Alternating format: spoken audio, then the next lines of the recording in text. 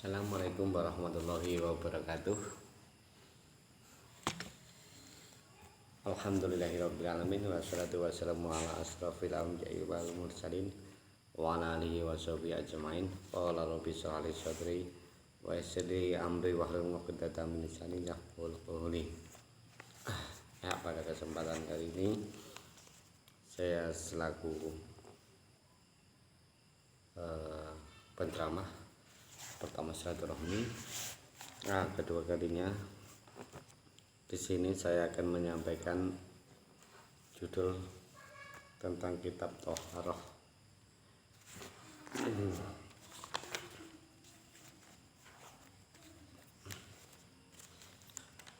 Nah, kitab Thaharah di sini ditegaskan dalam surat Al-Baqarah ayat 222. A'udzu billahi minasyaitonir rajim. Bismillahirrahmanirrahim. Innallaha yuhibbut tawwabina wa yuhibbul mutatahhirin. Shadaqallahul azim. Sesungguhnya Allah menyukai orang-orang yang taubat dan menyukai orang-orang yang mensucikan diri. Nah, ini perihal bersuci meliputi beberapa perkara, yaitu yang pertama tentang alat bersuci, seperti contohnya air, tanah, dan sebagainya. Kemudian ada namanya kaifiyat atau cara bersuci. Ketiga, ada macam dan jenis-jenis najis yang perlu disucikan, benda yang wajib disucikan. Nah, sekarang bersuci ada dua bagian: bersuci dari hadas, bersuci dari najis. Nah, bersuci dari hadas ini bagian ini dikhususkan untuk bagian badan, seperti mandi, kemudian berwudu, dan tayamum. Yang kedua, bersuci dari najis. Bagian ini berlaku pada badan, pakaian, dan tempat. Nah, sekarang yang selanjutnya ada macam-macam air dan pembagiannya. Nah, di sini pertama ada air yang suci dan menyucikan. Air yang suci dan menyucikan ini di sini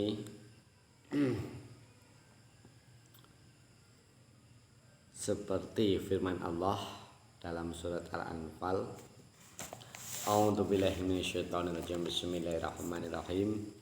Wa yunazzilu 'alaikum minasyama'i ma'al yutahhirukum bih. Shadaqallahul azim.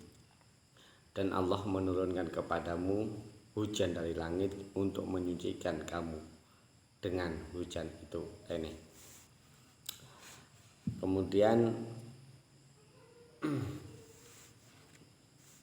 di sini selanjutnya kita akan membahas tentang air suci tetapi tidak menyucikan.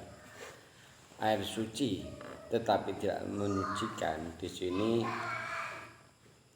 disebut, yakni zatnya itu suci tetapi tidak sah dipakai untuk menyucikan sesuatu. Yang termasuk dalam bagian ini ada 3 macam air. Yang pertama, air yang telah berubah salah satu sifatnya karena bercampur dengan sesuatu benda yang suci. Kedua, air sedikit.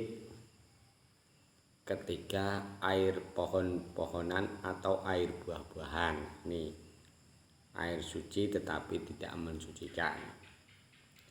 Sekarang yang ketiga itu ada namanya istilahnya air yang bernajis. Nah, ini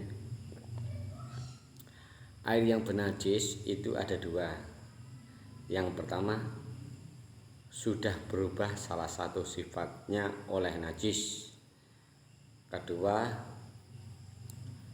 air bernajis tetapi tidak berubah salah satu sifatnya.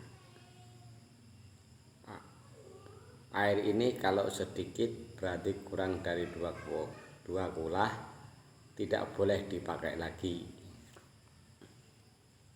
bahkan hukumnya sama dengan najis. Kemudian yang terakhir, air makruh. Air yang makruh yaitu yang terjemur oleh matahari dalam bejana selain bejana emas atau perak. Kemudian benda-benda yang termasuk najis. Benda-benda yang termasuk najis, nomor 1 adalah bangkai binatang darat yang berdarah selain dari mayat manusia.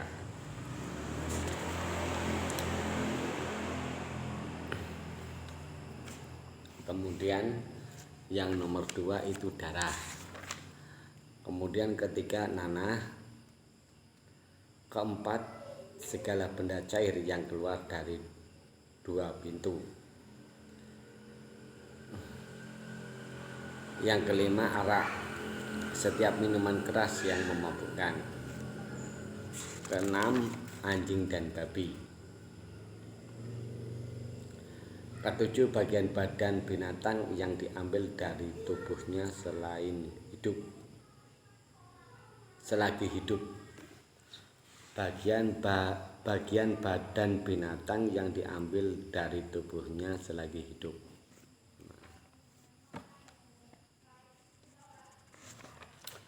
Kemudian selanjutnya kita lanjutkan tentang kaifiat atau cara mencuci benda yang kena najis. Nah, di sini najis terbagi menjadi dua bagian. Najis terbagi atas 3 bagian. Pertama ada mughalathah, ada mukhafafah, dan yang terakhir itu ada mutawasithah. Najis mughalathah itu atau yang disebut najis tebal, yaitu najis anjing. Kemudian mukhafafah itu atau najis ringan, misalnya kencing anak laki-laki yang belum memakan makanan lain selain ASI. Dan yang terakhir najis mutawasithah atau pertengahan. Najis mughalathah atau najis tebal ini di sini adalah benda yang terkena najis ini hendaklah dibasuh 7 kali. 1 kali diantaranya hendaklah dibasuh dengan air yang dicampur dengan tanah. Kemudian yang kedua ada najis mukhafafah atau najis ringan, misalnya kencing anak laki-laki yang belum memakan makanan lain selain ASI. Kemudian yang ketiga ada najis mutawasithah atau pertengahan, yaitu najis yang lain daripada kedua macam tersebut tadi di atas. Najis pertengahan ini terbagi atas 2, najis hukmiyah dan najis ainiyah. Najis hukmiyah yaitu yang kita yakini adanya tetapi tidak nyata zat, bau, rasa, dan warnanya, seperti kencing yang sudah lama kering sehingga sifat-sifatnya telah hilang. 2, najis ainiyah, yaitu yang masih ada zat, warna, rasa, dan baunya, kecuali warna atau bau yang sangat sukar menghilangkannya. Nah, sekian dari saya, kurang lebihnya mohon maaf. Billahi taufiq wal hidayah. Wassalamualaikum warahmatullahi wabarakatuh.